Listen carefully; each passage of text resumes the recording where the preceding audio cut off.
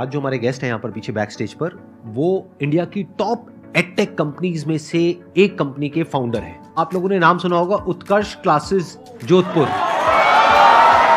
Please give an energetic and warm welcome to the one and only doctor Nirmal Gehlot.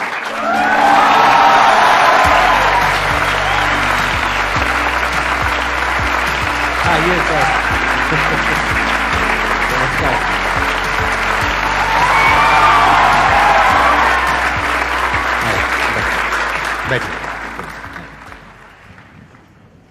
सबसे पहले Sandeep sir के बारे में कहना चाहूँगा कि संदीप सर जैसे और लोग भी आपसे कई जो मोटिवेट हुए होंगे, 2012 में जो आपका लाइफ चेंजिंग जो सेमिनार था, मैंने भी उसको अटेंड किया था और इतना ज़बरदस्त उससे मैं प्रभावित हुआ। और उस पूरे वीडियो में कई सारी चीज़ें हैं जो आज भी सब बच्चे अगर देखें तो आज भी उसको ग्रहण कर सकते हैं।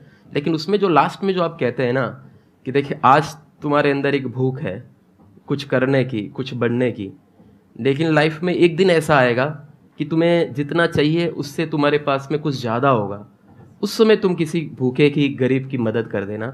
सर मैं आपको बताऊं 2012 से लेके अब तक मैं रुका नहीं हूं। जो बच्चे जानते हैं सबको पता होगा, हमने जो गुरुकुल बनाए, हॉस्पिटल्स बनाए, लाइब्रेरीज स्थापित की, एम्बुलेंसेज जो चलाई, मतलब राजस्थान मुझे लगता है आज की तारीख में मुझे लोग एंटरप्रेन्योर से ज़्यादा एक सेवाभावी व्यक्तित्व के रूप में जानते हैं। और वो जो 2012 में जो मैंने आपका वो वीडियो देखा, मतलब उस समय जब लास्ट में जब आप बोलते हैं कि मैं हाथ जोड़ के मांगता हूँ आप सबसे, तुम्हारी देना चाहो, इच्छा हो तो देना, नहीं तो नहीं देना, मतलब उस समय मैं पूरा वीडियो देखते हुए इतना भावुक था कि यार बंदा जो मांगेगा ना उसको देंगे। लेकिन जब आपने ये मांगा किसी की भलाई कर लेना, मदद कर देना, मतलब इतना टच हुआ कि मतलब उसको शब्दों में बयान नहीं कर सकते।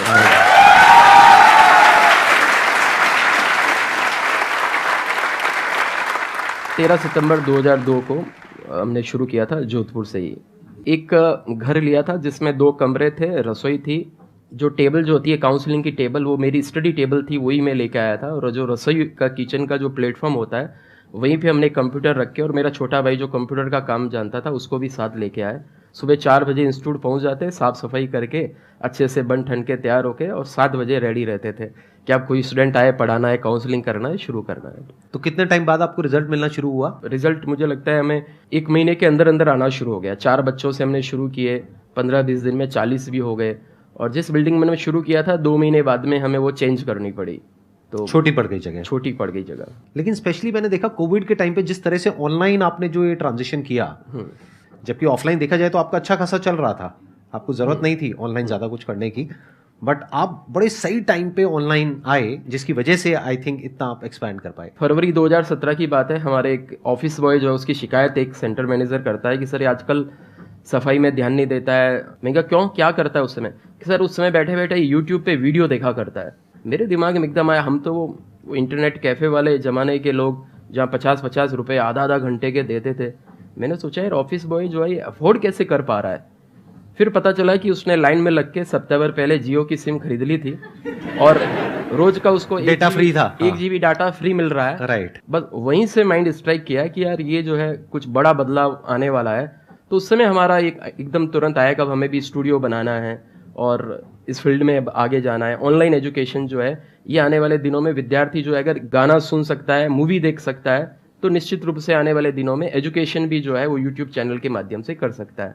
तो वहाँ से फिर हमारा ऑनलाइन एजुकेशन का थॉट जो है वो स्टार्ट हुआ। और इसलिए मैं हमेशा कहता हूँ आइडिया कहीं से भी मिले उसको ले लीजिए। हमने एक ऑफिस बॉय से जो है वो आइडिया ले लिया।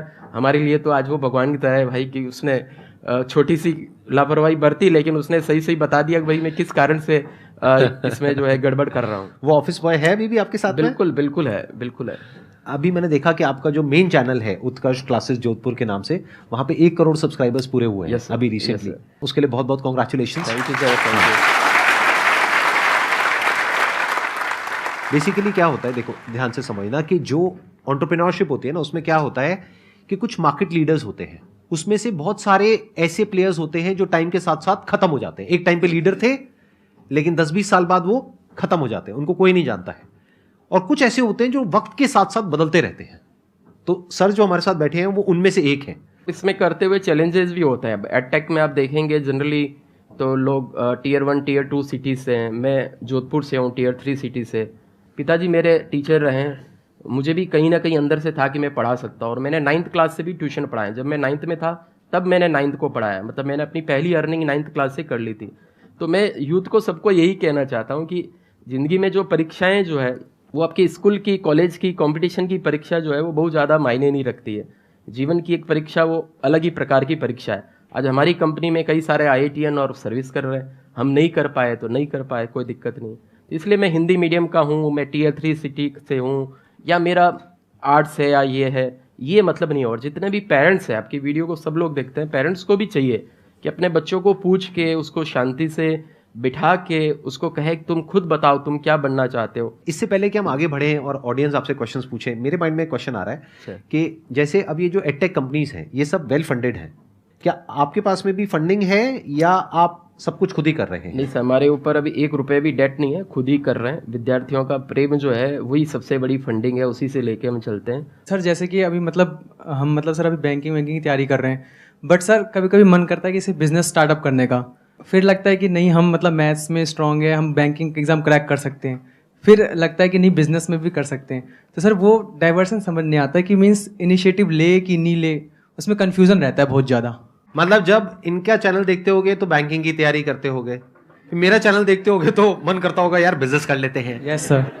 तो अब सवाल ये उठता है, मेरा चैनल देखें या इनका चैनल देखें, बताइए सर। मन जो है ना वो आपका ये करूं वो करूं, इवन पढ़ते समय भी आपका मन बैंकिंग का एग्जाम की तैयारी करते हो सकता है उसमें भी मन नहीं लगेगा, और बाद में धंधा करोगे बिजनेस में उसमें भी लेके मन नहीं लगेगा। तो ये थोड़ा मन वाली प्रॉब्लम है। थोड़ा सा बुद्धि जो है उसको, मन को कंट्रोल अगर करोगे, थोड़ा सा ध्यान लगाओगे, थोड़ा सा 10-15 मिनट बैठ के सोचोगे कि किधर मेरा पैशन है, किधर मुझे जाना है, तो आपको खुद को अंदर से लेके जवाब मिलेगा। और मन तो इतना चंचल है ना, मन के बारे में लिखा हुआ है कि मरकटश्च सुरापाई तन वृश्चिक दंसकम। मरकट कहते हैं बंदर को, बंदर तो खुद ही उछल कूद करने वाला होता है। और मरकटश्च सुरापाई, बंदर को सुरा मतलब शराब पिला दो, और तन वृश्चिक दंसकम, उसको बिच्छू और कटा दो। तो बंदर को शराब पिला के बिच्छू डसवा दो, ऐसा मन है। और उस मन को कंट्रोल करने वाली बुद्धि है। तो आपका जो ये विचलन है उसमें आपको खुद को ही शांतिपूर्ण बैठ के, नहीं तो अभी मैंने आपको सलाह दे दी कि भाई तुम बैंक के एग्जाम की तैयारी मत करो, बढ़िया है बिजनेस कर लो, मैंने भी किया, और पता चला बिजनेस नहीं चला, आगे कोस हो गया हम दोनों को। तो कुल मिला के ये है कि मतलब सोच लो, लाइफ में 2-3 ऑप्शंस भी कई लोग रखते हैं, भाई पहले ये करेंगे बाद में ये करेंगे, इस प्रकार से भी लेके हो सकता है। लेकिन ये पूरा आपका ही कॉल है, मतलब आपको खुद को ही बैठ के अच्छे से सोचना होगा। अच्छा, मैं आपसे कुछ क्वेश्चंस पूछूंगा, आप मेरे को जवाब देना। Yes sir. क्या आपके माइंड में जैसे कहीं भी कुछ भी होता हुआ देखते हो, क्या ये थॉट आता है कि ये काम क्या हो रहा है, वो काम क्या हो रहा है, इसको मैं भी बेच सकता हूँ, इसको मैं ये कर सकता हूँ, यहाँ से पैसा कमा सकता हूँ? सर जैसे कि हम ऐसा नॉर्मल तरह से बताएं सर, तो हम एक बार रोड पर चल रहे थे, 2 गोलगप्पे की दुकान थी, और एक गोलगप्पे वाला दुकान वाला नॉर्मल तरीके से दे रहा था, तो उसका इतना बिक नहीं रहा था। पर वही दूसरा गोलगप्पा वाला इंसान उसमें प्याज काट के, एक्स्ट्रा तरीके से नहीं, तो आलू में प्याज काट डाल के देना, वो बंदा वैसे बांट रहा था। तो सर उसका ज्यादा कस्टमर उस पर ज्यादा अट्रैक्ट हो रहे थे, जबकि उसने कुछ किया नहीं, सिर्फ एक इनिशिएटिव उठाए थे। तो वही सोचा था कि बिजनेस में अगर कुछ एक नया चीज ला देना तो बिजनेस सक्सेस होने का रेट ज्यादा होता है। और बताओ, और कहाँ पे क्या नजर आया आपको? बिकॉज मैं क्या समझने की कोशिश कर रहा हूँ, देखना ध्यान से समझना, जो एंटरप्रेन्योर्स होते हैं ना, उनका दिमाग 24 घंटे यही चल रहा होता है कि जैसे फॉर एग्जाम्पल कहीं जाएंगे, किसी इंस्टीट्यूट में ज्वाइन करेंगे, तो उनका दिमाग यहाँ नहीं चलेगा कि मेरे को इसको क्रैक करना है, वो ये सोचेंगे इंस्टीट्यूट वाला कितना कमा रहा है। अच्छा, क्या ऐसा हो सकता है मैं अपने किसी फ्रेंड को इस इंस्टीट्यूट में ले आऊं और यहाँ पे पहले से बात कर लूं और मेरे को कमीशन मिल जाए?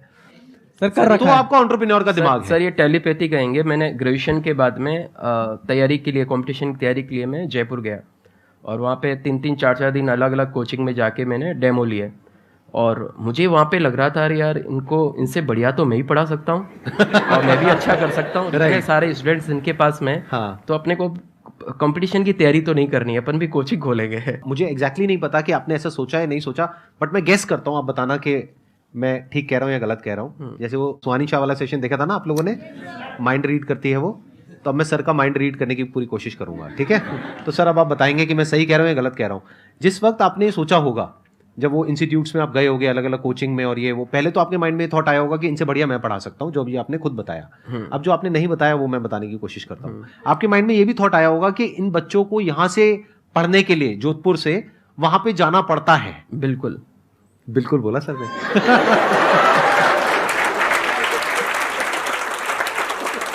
क्या हो अगर मैं कुछ ऐसा कर दूं कि उनको बड़े शहर ना जाना पड़े, यहीं पर मैं उनको उस लेवल की एजुकेशन दे पाऊं जो उनको बड़े शहर जा करके मिलती है, तो उनकी कॉस्ट भी बचेगी, रहने खाने का खर्चा भी बचेगा, और मैं यहां पर उसको बहुत अच्छे से कर पाऊंगा। तो एक गैप आपको नजर आया? बिल्कुल सर, बिल्कुल। दूसरी बार तो भाई साहब ऐसा है कि आपने जो क्वेश्चन पूछा है कि अगर तो आपका माइंड ऐसे ही चलता है, हर जगह आपको अपॉर्चुनिटी नजर आती है। जैसे दो तरह के लोग होते हैं, एक होते हैं उनके सामने भी ले जाकर के अपॉर्चुनिटी रख दोगे ना, वो कहेंगे अरे इसमें तो कुछ नहीं है, बेकार है, ये तो सब कर लेंगे, अरे इसमें क्या है, ये है वो है, वो 1000 कमियां निकाल देंगे। और अगर कोई ऐसी जगह है जहां पर के लोग हजारों कमियां निकाल रहे हैं, फिर भी आपको अपॉर्चुनिटी नजर आ रही है, आप कह रहे हो नहीं नहीं नहीं नहीं, देखो यहां पर तो बहुत कुछ हो सकता है।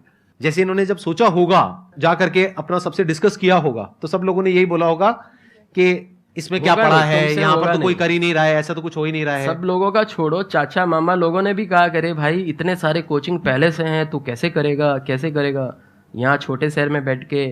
बस उसी समय तो उसी समय शुरू होना है आग कि लग जाती हाँ, है। हाँ, अब हमें करके दिखाना अब ही करके दिखाना। ये सेम कहानी होती है हर एंटरप्रेन्योर की, मेरी कहानी, इनकी कहानी, और जितने भी एंटरप्रेन्योर हैं सबकी कहानी सेम मिलेगी। तो अगर ये थॉट बार बार चल रहा है, ऑटोमेटिकली चल रहा है, और चाह करके भी आप इससे पीछा नहीं छुड़ा पा रहे हो, तो अब आपके लिए बिजनेस है। सर जैसे कि नोटिस करते हैं ना, तो मीन्स की उसके मतलब सोचते रहते हैं कि इस टाइप से, मतलब इनिशिएटिव लेने में वो प्रॉब्लम होती है कि जैसे सोचते हैं तो फिर फैमिली का प्रेशर आता है कि नहीं बैंकिंग की जॉब तैयारी करो, बट जब तैयारी प्रिपरेशन स्टार्ट करते तो माइंड में चलता रहता है कि ऐसा हो जाता तो यार ऐसा हो सकता हाँ, है। तो फिर आपके लिए बिजनेस नहीं है। साफ कहना सुखी रहना, कड़वा बोल रहा हूं लेकिन सच है, ध्यान से सुनना। अगर बिजनेस आपके लिए एक्चुअल में होगा तो आप ये सब बोलोगे ही नहीं जो अभी आप बोल रहे हो कि फैमिली का प्रेशर आता है, या फैमिली ऐसे बोलेगी वैसे बोलेगी, ये बोलेगी वो बोलेगी, वॉटएवर, या फिर ये प्रेशर की वजह से मैं रुक जाता हूं। आप नहीं रुक सकते ना। जैसे अगर प्रेशर आता है आपको, बहुत तरह के प्रेशर होते हैं, अभी कोई प्रेशर आ रहा है, मान लेते हैं आ रहा है, और मान लेते हैं बहुत तेज आ रहा है, बहुत जोर का, जितना जोर का आज से पहले कभी नहीं आया, रुकोगे मेरे कहने पे या किसी के भी कहने पे, या भाग जाओगे बाहर? भाग जाएंगे सर। तो बिजनेस आपके लिए है, समझिए।